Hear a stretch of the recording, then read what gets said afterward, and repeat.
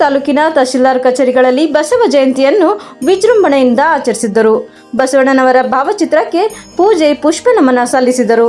ಈ ಆಚರಣೆಗಳಲ್ಲಿ ಅಧಿಕಾರಿಗಳು, ಸಮಾಜದ ಅಧ್ಯಕ್ಷರು ಹಾಗೂ ಸಮಾಜದ ಗಣ್ಯರು ಮತ್ತು ಸಾರ್ವಜನಿಕರು ಭಾಗವಹಿಸಿದ್ದರು.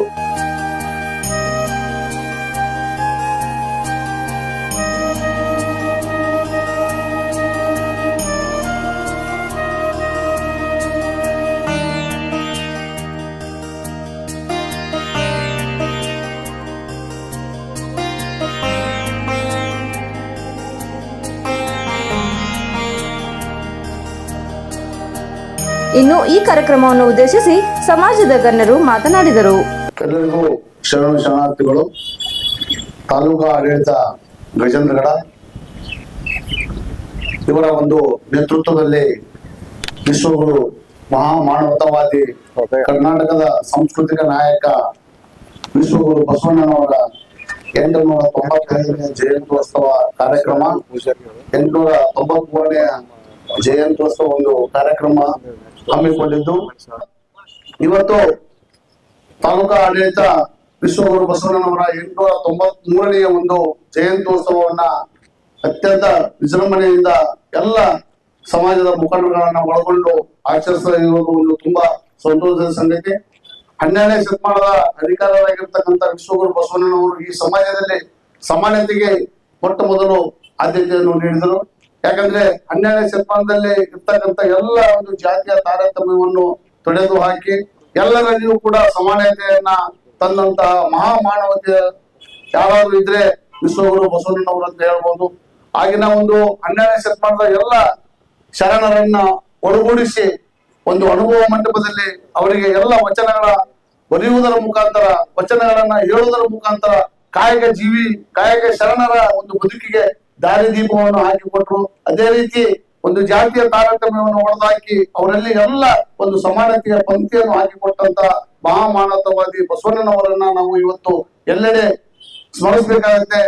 ನಮ್ಮ ಕರ್ನಾಟಕದ ಹಿಂದುಳಿದ ನಾಯಕರಾಗಿರ್ತಕ್ಕಂಥ ಈ ರಾಜ್ಯದ ಮುಖ್ಯಮಂತ್ರಿಗಳಾಗಿರ್ತಕ್ಕಂಥ ಸನ್ಮಾನ್ಯ ಶ್ರೀ ಸಿದ್ದರಾಮಯ್ಯನವರು ಬಸವಣ್ಣನವರನ್ನ ಕರ್ನಾಟಕದ ಒಬ್ಬ ಸಂಸ್ಕೃತಿಯ ನಾಯಕ ಅಂತ ಹೇಳ್ಬಿಟ್ಟು ಅವರನ್ನ ಹೆಸರಿಸುವ ಮುಖಾಂತರ, ಅವರಿಗೆ ಒಂದು ಗೌರವ ಸೂಚಿಸುವ ಮುಖಾಂತರ ಇಡೀ ವಿಶ್ವದಲ್ಲಿಯೇ ಅವರಿಗೆ ಒಂದು ಗೌರವವನ್ನ ನೀಡಿದಂತ ಸಿದ್ದರಾಮಯ್ಯನವರಿಗೂ ನಾವು ಕೂಡ ಇಲ್ಲಿ ಒಂದು ಅಭಿನಂದನೆಗಳನ್ನ ಸಲ್ಲಿಸಬೇಕಾಗುತ್ತೆ.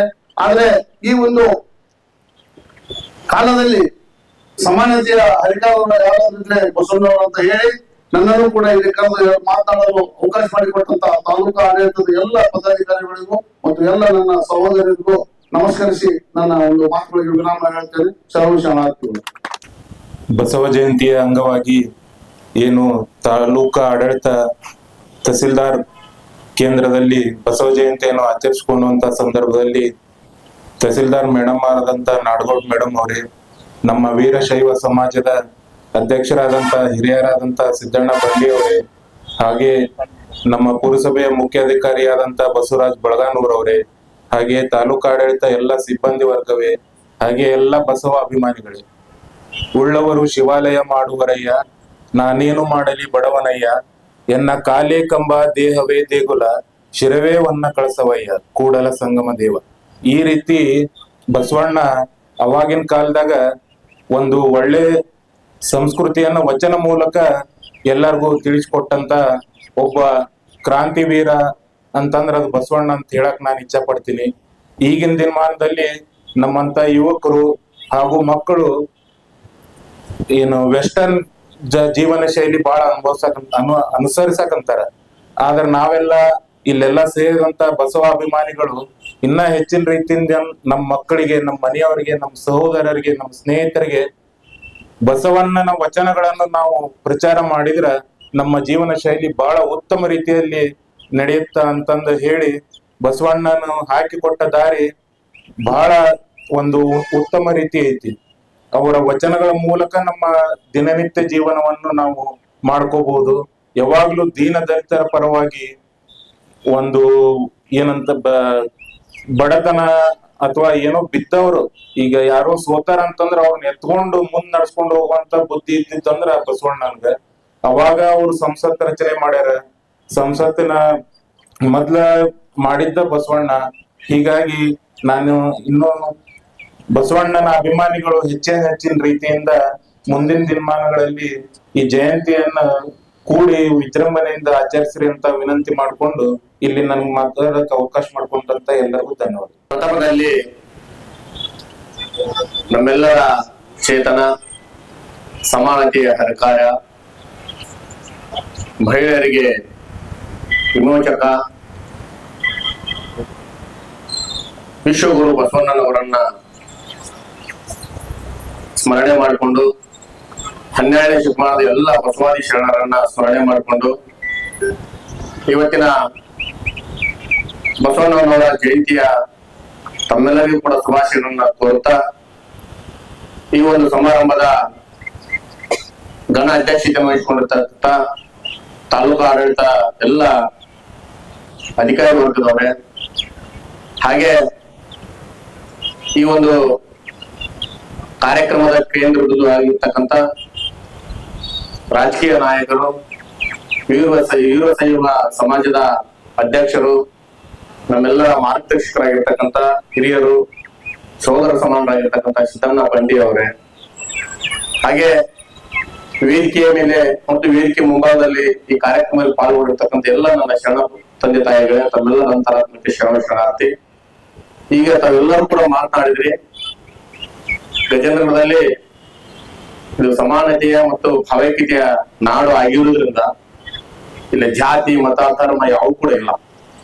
12 ಬಾವಿ 12 ಮಸೂತಿ, 18 ಬಾವಿ 18 ಮಸೂದಿ, 18 ಮಂದಿರಗಳ ಒಳಗೊಂಡಿರ್ತಕ್ಕಂಥ ಈ ಒಂದು ಗಜೇಂದ್ರಗಢದಲ್ಲಿ ಬಸವಣ್ಣನವರ ಐಕ್ಯತೆ ಮತ್ತು ಅವರ ಸಿದ್ಧಾಂತ ಅಷ್ಟೇ ಬದ್ಧವಾಗಿ ಕೂಡ ಇದೆ.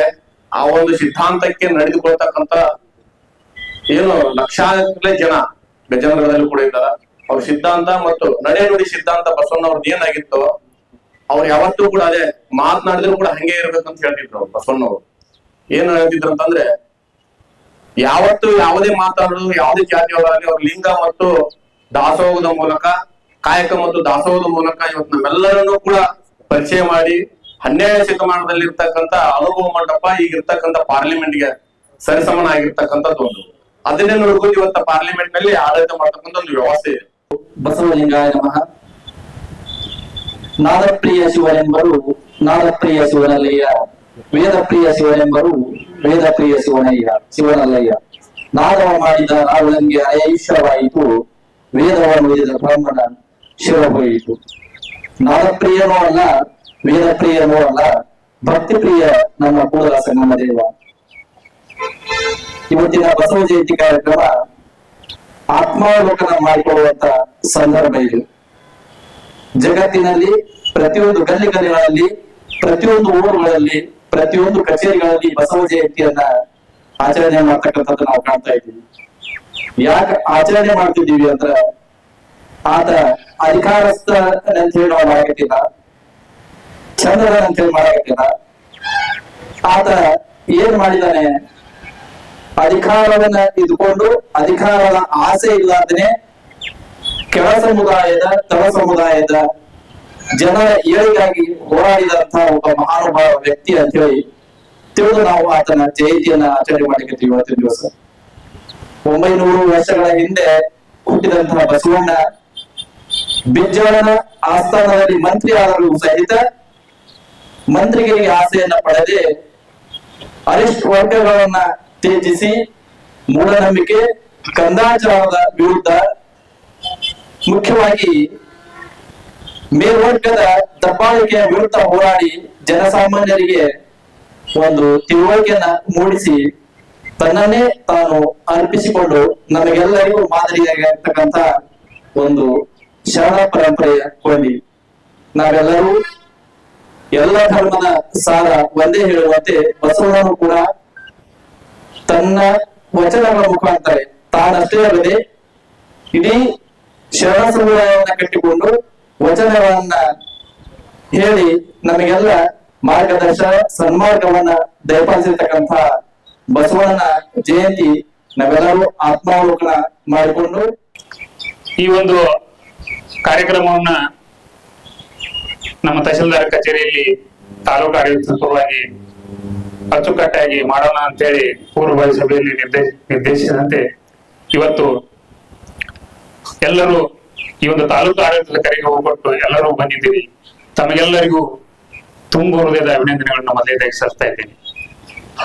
ಶ್ರೀ ವಿಶ್ವಗುರು ಬಸವಣ್ಣವರು ವಿಶ್ವಗುರು ಗುರು ಅನ್ನೋ ಒಂದು ಸ್ಥಾನದಲ್ಲೇ ಇದೆ. ನಾವು ಅವರನ್ನ ಗುರುವನ್ನಾಗಿ ಕಂಡಿದ್ದೀವಿ. ನಾವೆಲ್ಲರೂ ಕೂಡ ಅವರ ಶಿಷ್ಯರು. ಗುರುವಿನ ಹೇಗೆ ನಾವು ಯಾವ ರೀತಿಯಾಗಿ ನಾವು ಅವರನ್ನ ಕಾಣ್ತೀವೋ ಅದೇ ರೀತಿಯಾಗಿ ಬಸವಣ್ಣವರು ಕೂಡ ಮೇರು ಸ್ಥಾನದಲ್ಲಿದ್ದಾರೆ. ಅಂತವರ ಒಂದು ಸ್ಥಾನಮಾನದಲ್ಲಿ ನಾವು ನಡೆಯೋಣ. ಅವರು ಹಾಕಿಕೊಟ್ಟ ದಾರಿಯಲ್ಲಿ ನಡೆಯೋಣ. ಕಾಯಕವೇ ಕೈಲಾಸವೆಂದು ತೋರಿಸಿಕೊಟ್ಟಂತ ಮಹಾನ್ ವ್ಯಕ್ತಿ ಇವತ್ತು ವಿಶ್ವ ಗುರುವಾಗಿ ಇದ್ದಾರೆ. ಅವರ ಹಾದಿಯಲ್ಲಿ ನಡೆಯೋಣ ಅಂತ ಹೇಳ್ತಾ ತಾಲೂಕು ಆಡಳಿತ ಪರವಾಗಿ ತಮ್ಮೆಲ್ಲರಿಗೂ ಅಭಿನಂದನೆಗಳು. ನಮಸ್ಕಾರ. ಈ ಒಂದು ಸಾಂಸ್ಕೃತಿಕ ನಾಯಕ ಬಸವಣ್ಣವರ ಈ ಒಂದು ಜಯಂತ್ಯೋತ್ಸವವನ್ನು ಬಹಳ ಒಂದು ಅಚ್ಚುಕಟ್ಟಾಗಿ ನಮ್ಮ ತಾಲೂಕು ಆಡಳಿತ ಹಾಗೂ ಪುರಸಭೆ ಆಡಳಿತದವರು ನೆರವೇರಿಸಿದ್ದಾರೆ. ಅವರಿಗೆ ನಾನು ವೈಯಕ್ತಿಕವಾಗಿ ಸಮಾಜದ ಪರವಾಗಿ ಅನಂತ ಧನ್ಯವಾದಗಳು ಕೂಡ ಈ ಸಂದರ್ಭದಲ್ಲಿ ಸಲ್ಲಿಸುತ್ತಾ, ವಿಶ್ವಗುರು ಬಸವಣ್ಣವರು 12ನೇ ಶತಮಾನದಲ್ಲೇ ಸಂಸತ್ತನ್ನು ಕಟ್ಟಿ ಆ ಒಂದು ಸಂಸತ್ತಿನ ಅಡಿಯಲ್ಲಿ ಎಲ್ಲ ಸಮಾಜದ ಒಂದು ಏಳಿಗೆಗೆ ಅತೀವವಾಗಿ ಶ್ರಮಿಸಿದಂಥ ಯಾರಾದರೂ ವ್ಯಕ್ತಿ ಇದ್ರೆ ಅದು ಶ್ರೀ ಬಸವಣ್ಣವರು ಅಂತಂದು ನಾವು ಬಹಳ ಹೆಮ್ಮೆಯಿಂದ ಹೇಳ್ಕೋಬೇಕಾಗುತ್ತೆ.